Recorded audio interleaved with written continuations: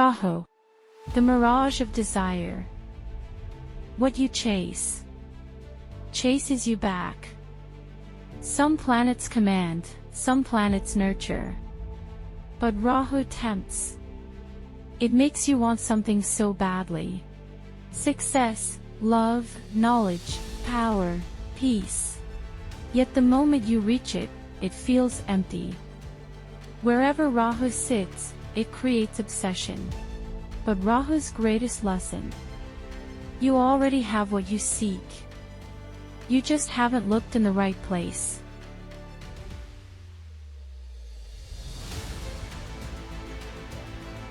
Rahu in the first house or Aries. The unfinished self. You walk into a room, and all eyes are on you. But do they see the real you, or just the image you created? You are magnetic, ambitious, unforgettable. There is something different about you. A presence, a fire, a hunger. People notice you before you speak. But Rahu in the first house or Aries creates a restless identity. You shape-shift. You change your style, your persona, your path. Trying to become someone greater, someone undeniable. And yet, deep down, there's a whisper. Who am I, when no one is watching? Rahu makes you chase titles, leadership, success. But no achievement will ever feel final. Because the real battle isn't with the world. It's with your own reflection. Rahu in the second house or Taurus. The wealth that feels hollow. Money in the bank.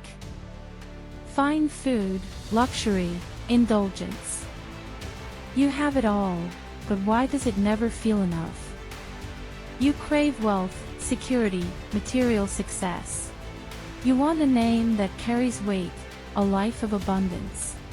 And you might achieve it. But Rahu in the second house or Taurus plays a trick.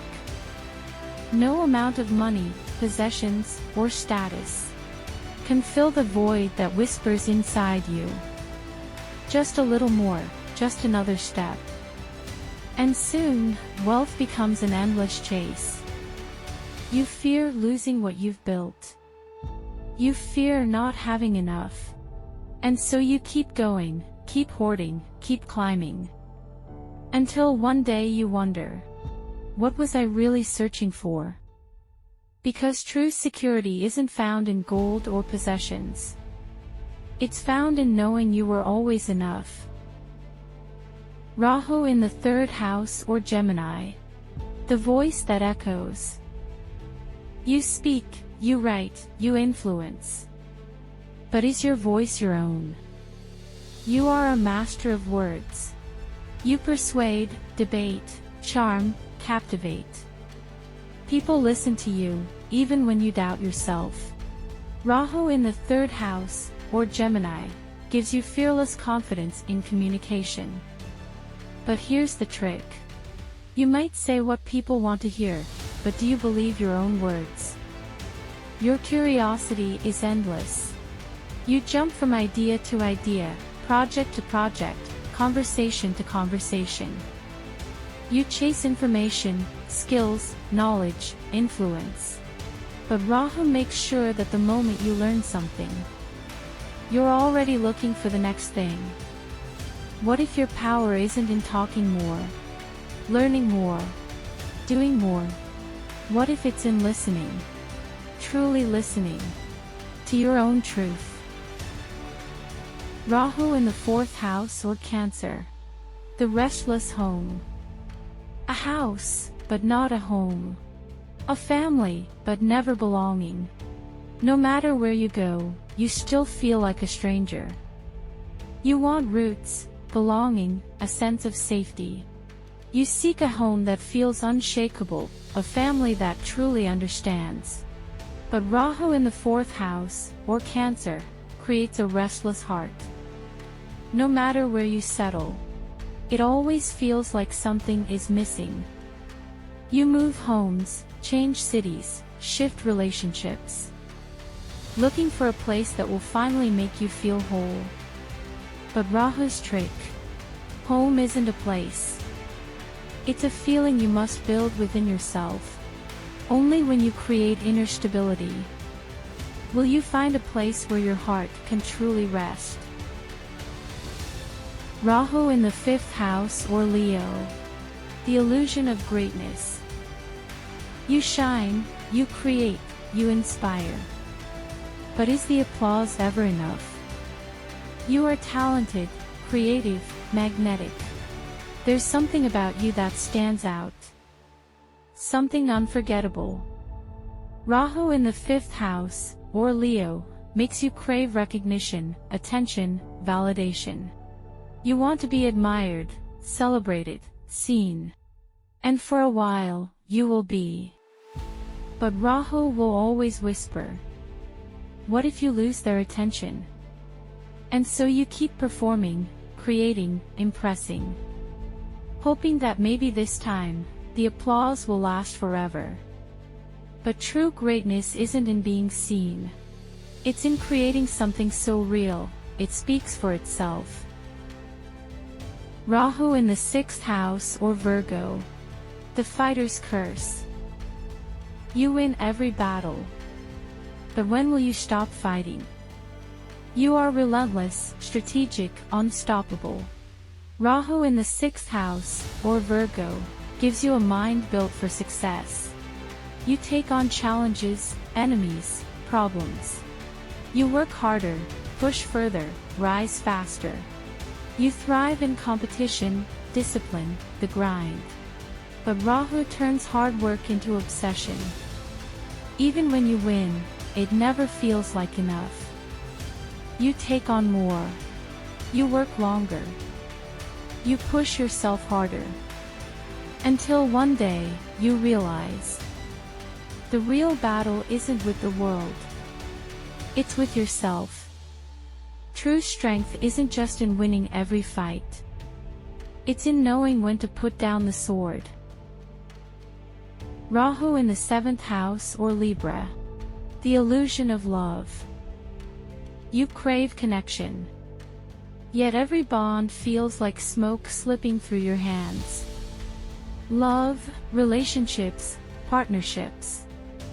You feel drawn to people who dazzle, who consume you. And for a moment, it feels like destiny.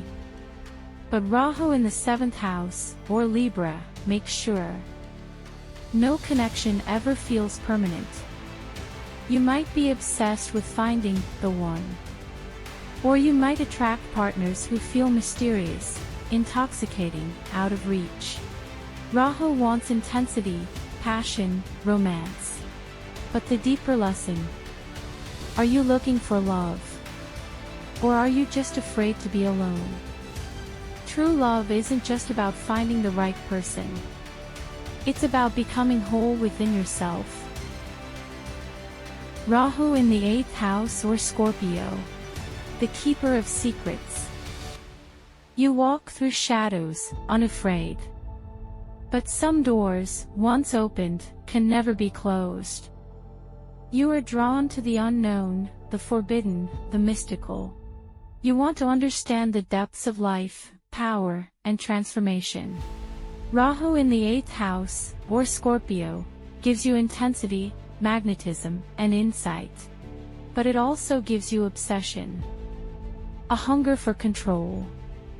A desire to know everything, uncover every hidden truth. You dive into psychology, astrology, the occult. Secrets, conspiracy, money, and manipulation. Always feeling like there's something just beyond your reach. But here's the danger. Not everything is meant to be uncovered. Not every truth will set you free. Some doors, once opened, can never be closed. Your true power isn't in knowing everything. It's in knowing when to stop searching. Rahu in the 9th house or Sagittarius. The eternal seeker. Everywhere you go, you search for answers. But the more you learn, the less you understand. You are drawn to knowledge, to philosophy, to travel. You challenge beliefs, break traditions, always seeking the ultimate truth. Rahu in the 9th house, or Sagittarius, makes you question everything. Religions, teachers, cultures. You take nothing at face value. You want to experience life for yourself. But Rahu turns this into an endless search. One belief leads to another. One journey only reveals how much more there is to see. One spiritual path feels right, until the next one calls. And so you run. From country to country, book to book, guru to guru. Always hoping that the next destination will finally give you the answers. But what if wisdom isn't somewhere far away? What if the answers you seek were always inside you? Rahu in the 10th house, or Capricorn. The hunger for power. You rise higher, you climb faster, but once you reach the top, then what? You were meant to lead, to succeed, to build. Rahu in the 10th house, or Capricorn, makes you unstoppable. You crave status, recognition, legacy. You want your name etched in history. And so you climb. Higher and higher. More achievements, more influence, more control. But Rahu plays a trick. It never lets you feel satisfied. One promotion leads to another. One business success makes you hunger for the next. One moment of fame fades too fast. You wake up one day on top of the world, but still feel empty inside. Because power isn't just about reaching the top. It's about what you do once you get there. And if you spend your whole life chasing a throne, you may never learn how to sit still. Rahu in the 11th house, or Aquarius. The mirage of connection. Surrounded by many, yet feeling alone. Connected to all, yet belonging to none. You attract friends, networks, social circles. You want influence, impact, a movement. Rahu in the 11th house, or Aquarius, makes you visionary, futuristic, ahead of your time. But Rahu distorts connection. You build social status, digital presence, global reach. Yet somehow, it never feels personal. No matter how many followers, how many group chats, business partners, colleagues, you feel like an outsider looking in. And so you keep searching for the perfect tribe, the people who truly understand you. But Rahu will ask you, are you looking for connection, or just for validation? Are you surrounding yourself with people, or with distractions? Because true belonging isn't found in a crowd. It's found in the few who truly see you. Rahu in the 12th house, or Pisces. The dream walker. You drift between worlds. But where do you truly belong? Reality feels fragile, like a dream slipping away. You see things others don't. You feel things deeply, intuitively, like whispers from another world. Rahu in the 12th house, or Pisces, pulls you towards spirituality, imagination, escape. You are drawn to meditation, mysticism, lucid dreams, altered states. You feel like you are not from this world. And so, Rahu tempts you. With fantasies, with illusions, with addictions. You drift into stories, dreams, substances. Chasing something you can never quite touch. But Rahu's lesson is simple. The spiritual world is not an escape. It is meant to help you live more fully in this one. The question is, will you return? The final lesson of Rahu. What you chase is chasing you. And when you stop running, You'll finally see what was real all along.